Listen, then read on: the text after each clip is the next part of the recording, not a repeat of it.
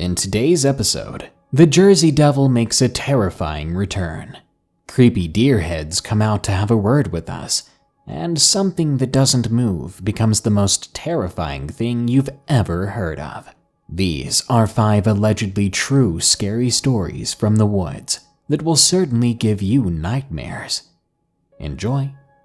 If you have a story of your own, be sure to share it with us at darkstories.org or darknessprevails.org/submit. Also, I have a quick question. I'm getting really irritated by cliché phrases in these stories. Would it be wrong for me to ask people to leave clichés out of the stories from now on? I mean, I think every one of the stories today in this video mentions the woods going quiet. It's just not scary anymore, to me at least, and every time I see it now, I end up sighing after I have to read it. But that's just me. Let me know what you think. Now, let's begin.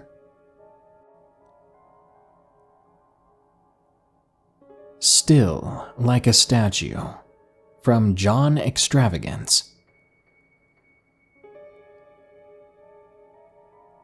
In July of 2008, I was taking a road trip across the southern United States.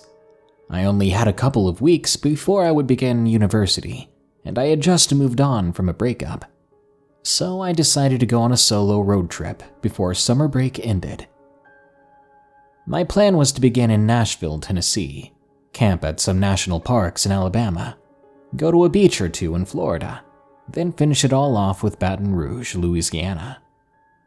At this point of the trip, I was in Alabama. The first national park I intended to go to in Alabama was the Bankhead National Forest, which, if you've ever seen it on a map or in person, you know it's fairly big and desolate. But I liked it that way, because I don't get to see a whole lot of genuine nature where I live. Anyway, I get to the National Forest at around mid-morning. So between 9 and 11 a.m., I basically do all of the stuff that a nature-loving person would do at a national forest. Hike, fish, etc. At around 7 p.m. or so, it starts getting dark, so I find a camping area and begin pitching up my tent for the night.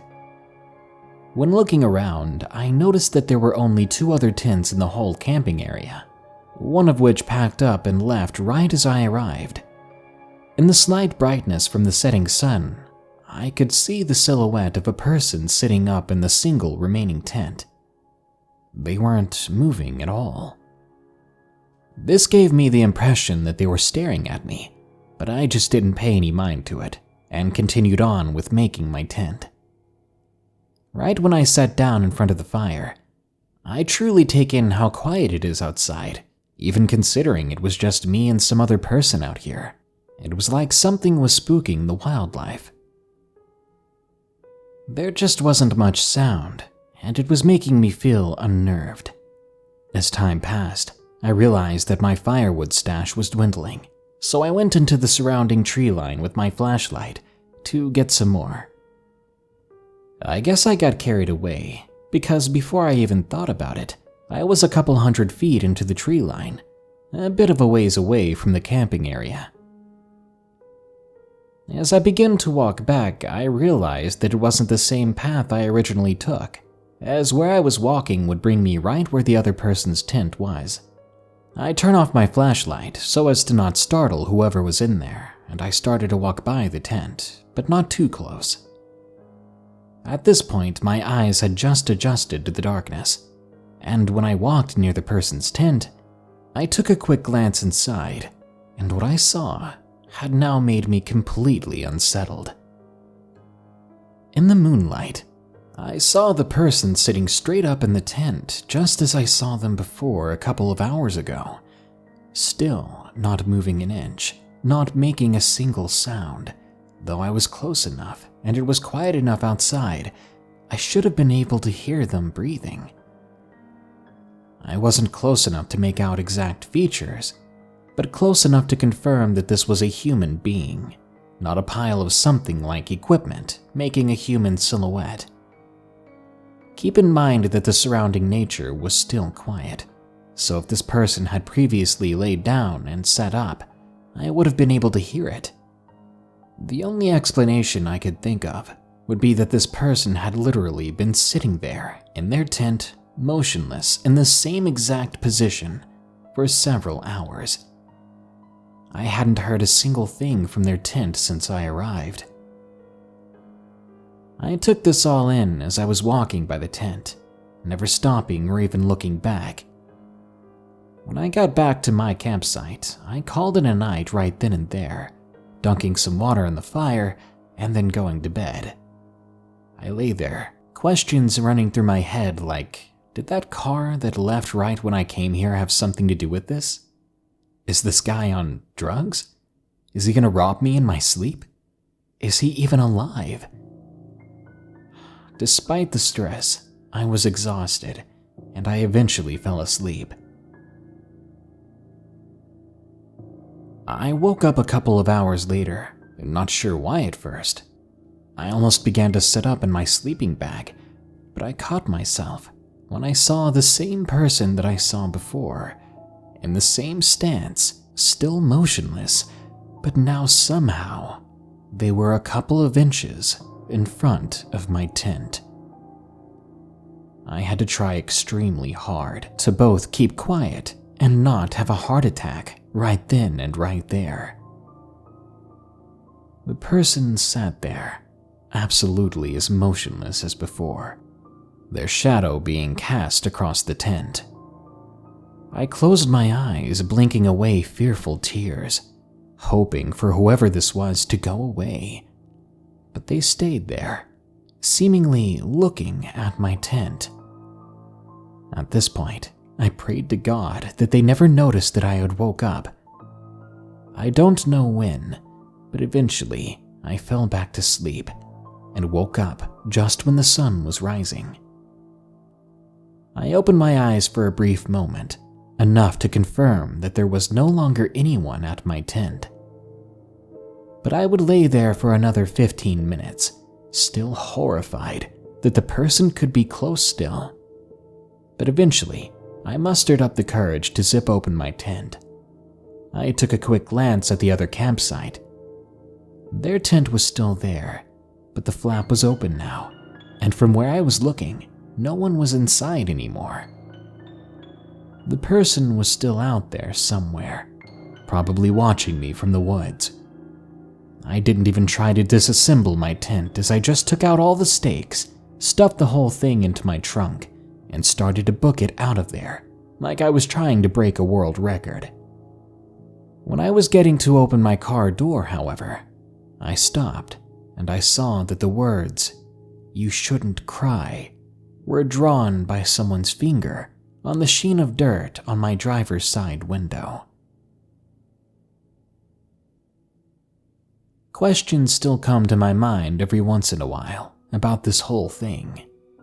I saw some guy leaving in a car soon after I got to the camping area. Did he have any connections to this person, or had he had the same terrifying experience? How was that person standing so perfectly still, but at the same time felt like they could attack me at any moment? Was it just some hillbilly trying to scare one single guy they didn't even know? This was 11 years ago, so I'll probably never know, but maybe that's for the better.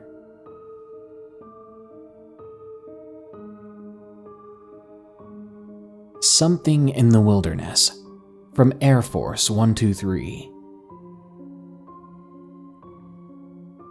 This happened 2 years ago when I visited a friend down at the countryside. My friend Cody lived in a pretty decent-sized house with a barn in their backyard. I remembered the woods were located at about 100 yards away from the property.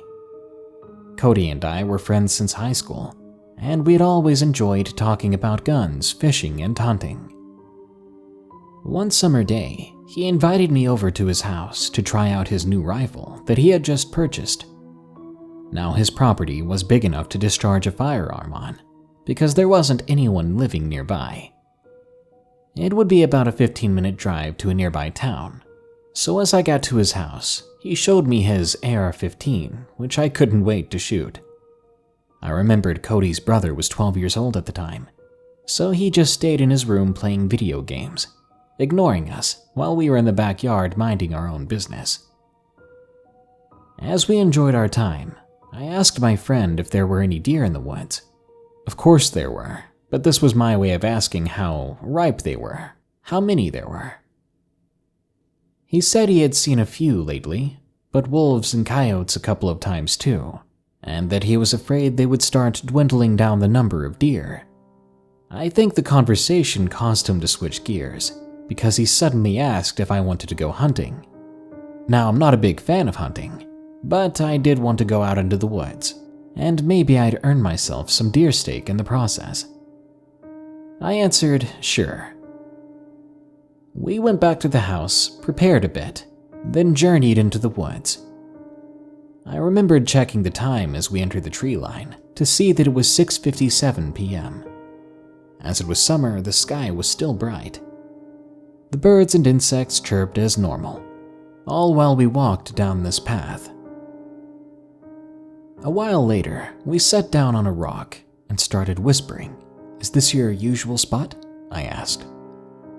He shook his head, saying that he had only been here to hunt once before. As we continued to whisper chat, I spotted something moving about 30 yards away from us. I nudge his shoulder and point over in that direction. "Do you see that?" I ask. "I bet I can nail it from here," I said. Cody laughed, and he took aim at the thing himself. He looked down the scope. "Looks like a deer." Even I got excited when he said that. Maybe we were going to bag something today, and even faster than I expected. But then I heard him swallow down hard, lower the scope a moment, then looked back. "What's wrong?" I asked. I don't know. There's like this red stuff all over its face, and all over its legs." I had brought some miniature binoculars. I whipped them out, hoping that they'd be strong enough to see the deer from here. They were. I immediately asked, "Whoa, dude, are the deer usually that big here?" "Not really." After he answered, the deer disappeared into some bushes, and right after that, Cody got up, wanting to follow it as quietly as possible, probably not wanting to let a deer that big be passed up. But before we got anywhere, we heard Cody's brother calling us from the house. Cody rolled his eyes, but then I noticed something weird. I thought he had been yelling at us from the house, but then I realized we were deep into the woods, and the path before us led back out, but the voice was coming from a different direction. "That's not right," Cody said. "Maybe it's just an echo bouncing off the hills," I replied. "I don't know about that."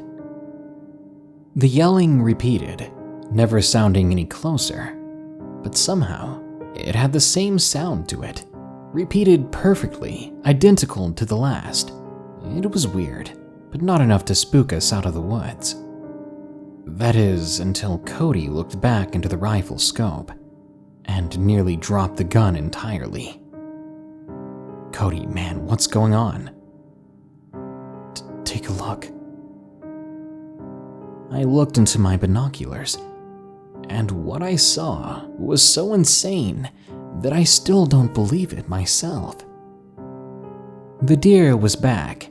It had come out of the bushes it had exited from before. And every time we heard his brother shout, the deer opened its mouth and closed it the moment the yelling stopped. It did this with every set of yells, like someone mouthing with a sock puppet. "No way," I said. "It had to be some disturbing coincidence, right? Besides, if his brother was yelling, he'd had to have come all the way out to the start of the trail at least for us to hear him." And then Cody got a text. A text which read, "You guys coming back? Mom and Dad won't start dinner till you get back." I felt chills go down my spine. I pulled out my pistol, pointing it towards the bush, and Cody said that we need to walk slowly back through the path. But what happened next gave me chills. As we walked slowly onto the path, the deer that had been over 100 yards away seconds ago poked its red matted face out from a nearby bush and stared at us, its mouth hanging open as the yell came again from the wrong direction. My mind was racing with questions I didn't think I would ever ask. How can a deer talk? Is it human somehow? If not, what the hell is it? Suddenly, a loud bang had me covering my ears. I looked over and saw that Cody had fired a shot at it. The deer's face had been pulled back into the bush, and we took the opportunity to run as fast as we could back to the house. When we made it back, it was 8:30 p.m., but there was no way we had been gone longer than 30 minutes. After all, we had entered the woods at 6:57. We actually ended up sharing this story with Cody's parents that night. But bizarrely enough, Cody's dad had his own similar story.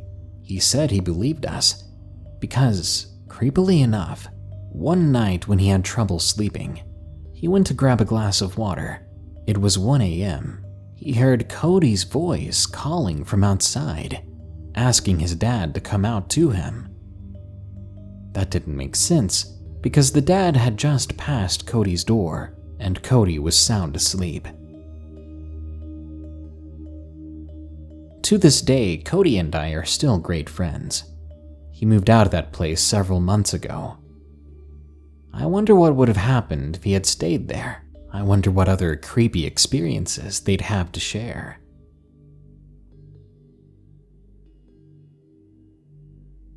Goatman in the Mountains from DJElectricZone. I was young and my imagination was wild. But what I'm about to tell you still terrifies me. This was not my imagination. I'd gone camping in the mountains. It was a 2-week excursion that soon turned to hell. It was a night for telling stories, scary stories. We were near a fence, and I was sitting with my back against it. It was a barbed wire fence, and there were bushes growing on the other side. The fence was there because we raised farm animals, including horses and fowl. The fence was supposed to help keep coyote out, but they always found a way in.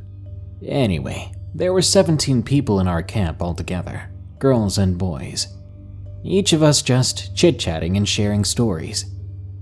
When suddenly, a branch broke right behind me, forcing me, as well as a lot of the guys around me, to nearly jump in the fire pit to get away. We were so spooked, we just stared off into the wilderness for a second. Everyone quiet, waiting for something to happen. After several minutes, we decided to sit back down. Obviously, it was nothing, so we continued what we were doing. Until I heard a different sound from right behind me, just beyond the fence. Hey. I nearly soiled myself as I jumped up and turned around. Imagine that feeling when you think a spider is on your neck or something, but multiply it by 10. That's how I felt when I heard that voice. But when I turned, I didn't see anything, save for the movement in a bush. I swear to God, it was like someone or something was taunting us. I wasn't the only one that heard that voice either. When I felt comfortable enough to look away from those bushes, the guys around me looked so spooked that they were huddling together, shaking, and looking into the woods. I can't blame them. I still had an extra layer of goosebumps all over me. Peter, the tallest guy of the group, suddenly got up and yelled into the forest. "That's not funny! Stop it!" Obviously fed up with someone who he thought was pranking us. The next thing we know, a dozen or so deer run right out of the woods, not even caring that a group of people were camping nearby.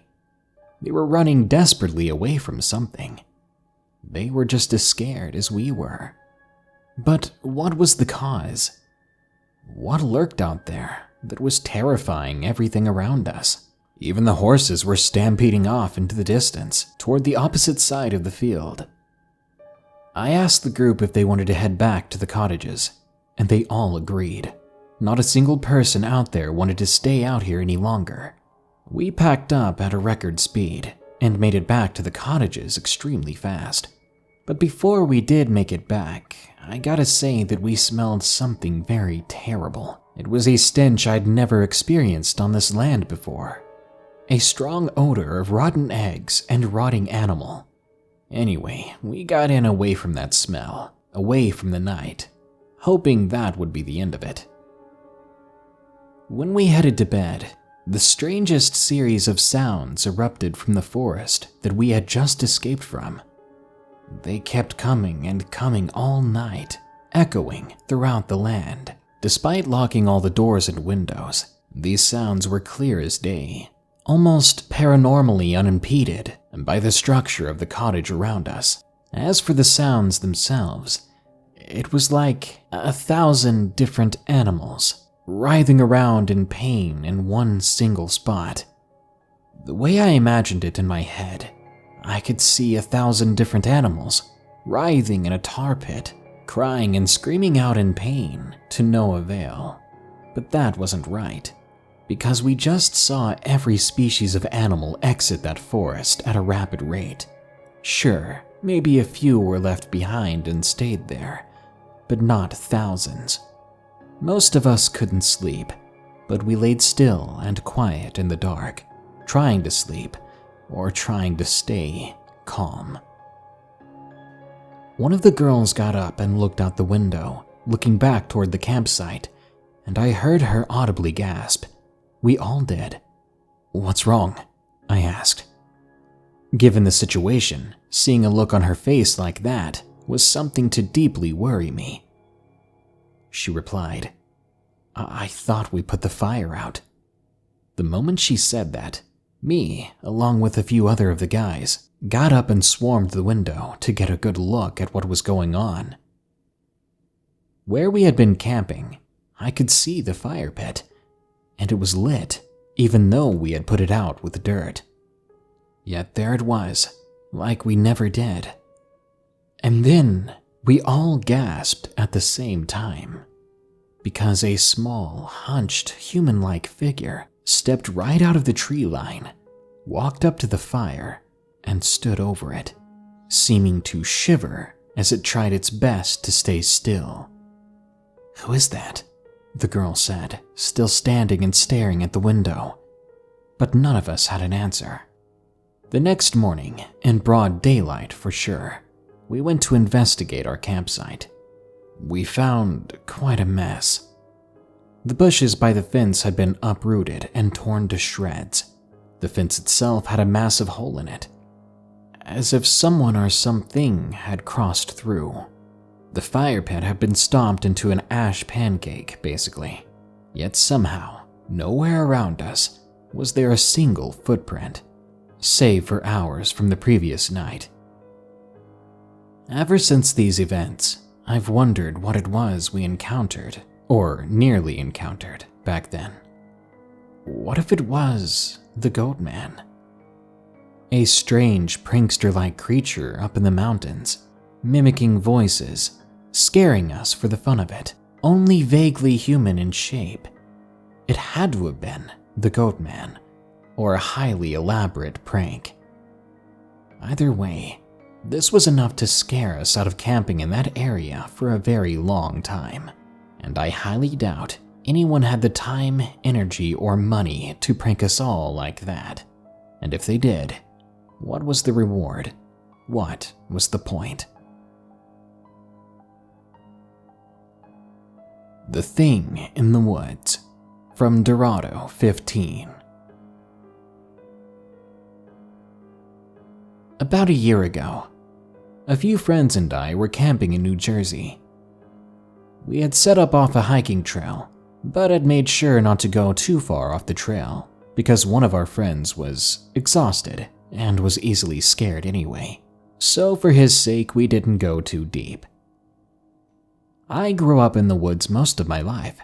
I had no problem going in there by myself in the dark, or any time really.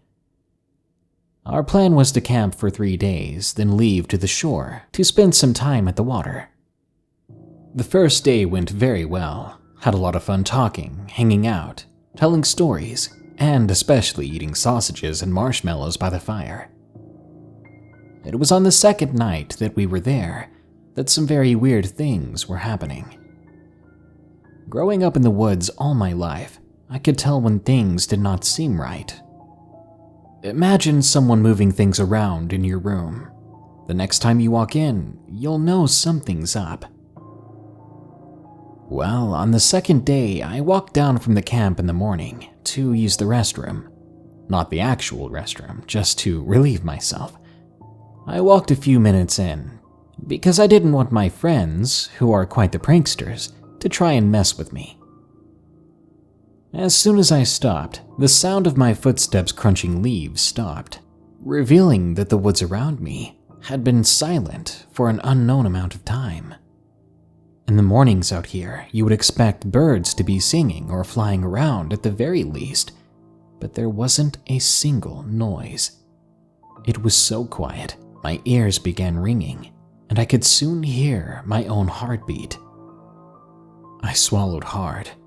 My first thought was there's probably a mountain lion in the area, and that maybe I should head back and use the restroom later. Suddenly, a large whoosh of wind hit me in the side. It seemed to have come out of nowhere, yet somehow did not disturb a single leaf or tree. It wasn't like wind at all, and was more like something exhaling. I held it in and jogged back to camp. I saw that my friends were standing there quietly. I asked them if they were okay, but they were freaked out about how quiet it was too. We sat down for maybe an hour, sweating, not talking to each other, waiting desperately for the sound to return. And after the longest hour ever, it finally all came back. That night, we were sleeping in our tents when one of my friends woke me up. He told me to be quiet and listen before I could say a word. I did as he told me, and I could hear footsteps just outside the tent. Heavy. You could hear the force with which they were landing on the ground. My friend, who didn't like to think things through, decided it would be a good idea to peek through the opening of the tent a small bit. The moment the shadowy darkness from outside peeks into the tent and hits his eye, he jumps back in obvious shock. I asked him what he saw, and he replied by saying, "There's a horse outside." A horse? I almost laughed. I was so relieved I opened the tent and looked out, and standing no more than 10 feet from us was definitely not a horse. This was a creature I'd never seen before. I can't say for sure how tall it was, but it was well above me, and I'm 5'10". It had black hair, legs that were hairy, long, and hooved. It had a tail, but its front legs were more like arms, with claws at the end. 5 claws. And the first thing that was a dead giveaway that this was no horse were its massive wings. They cast a shadow over our tent, even at that distance. Its face looked like a horse, sure, but it was a very strange face, one that was more rot than flesh. I stared at it for a few seconds, until someone screamed. The thing took off, flapping its wings.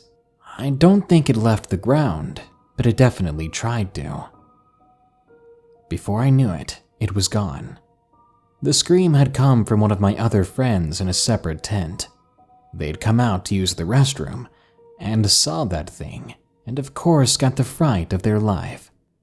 We packed up and left, and without a word we all agreed what we just saw had to have been the Jersey Devil. And despite having never believed that story, There was no dissuading me now, because nothing else makes sense. A random mutation in a horse that major wouldn't just magically match the old legend. That was the legend itself.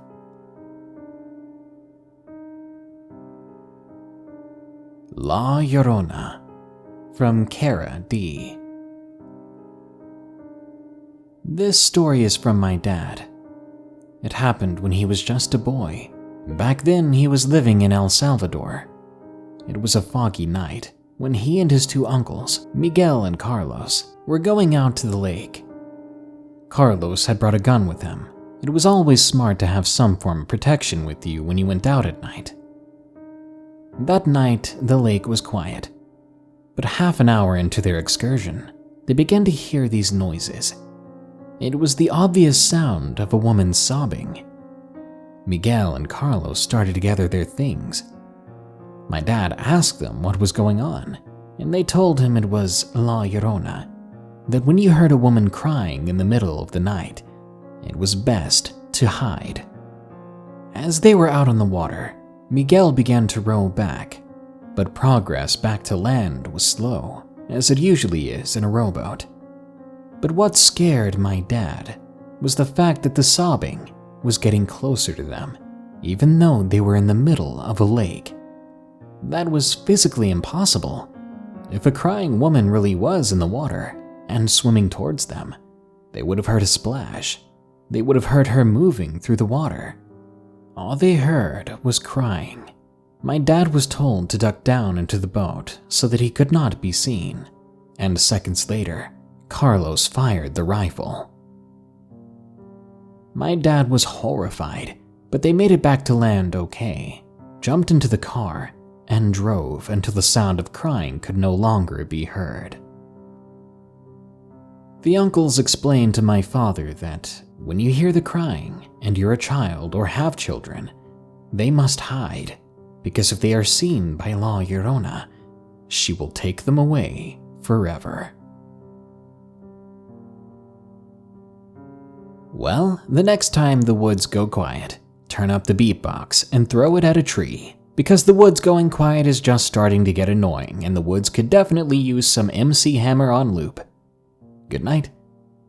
If you enjoyed this episode of Darkness Prevails, be sure to like, share, comment, and subscribe. If you have a story of your own, share it with us at darkstories.org or darknessprevails.org/submit. If you want to support the show, you can donate to my Patreon, shop my merch store, or invest in Acorns using my referral link, all linked in the description below. Now, as usual, here are my 5 favorite early comments from the previous video, titled, A Forest Ranger's Worst Nightmare. 4 True Scary Stories. SCP-106 says, Spoopy. You put an S on your poopy and spelled spoopy, but both those words work. Yeeter Yang says, Don't notice this comment. Oh, well, I guess I have to die now. Jasmine Perez says, Just refreshed for new scary stories and here you are. Well, someone needs to order you some pizza if you're gonna wait. I feel like it takes forever to put out new videos now. Worst Nightmare says, Yes I am, thanks for noticing. Number first. Your comment was my worst nightmare.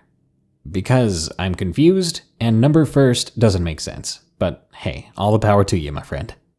And Aiden Moses says, Spoo. I don't know what that is, but I'm going to guess someone's child took their phone or tablet and typed this out on a random video, and I happen to be the lucky lottery winner. It's always good to hear from you, Aiden. Well, this brings us to the end of this Darkness Prevails episode, but don't you worry, because more scary stories are coming out soon, so stay tuned. Until next time, here are the credits to my amazing patrons who continue to donate. They're amazing people. Remember, stay safe out there, and stay creepy, because this world is a strange one.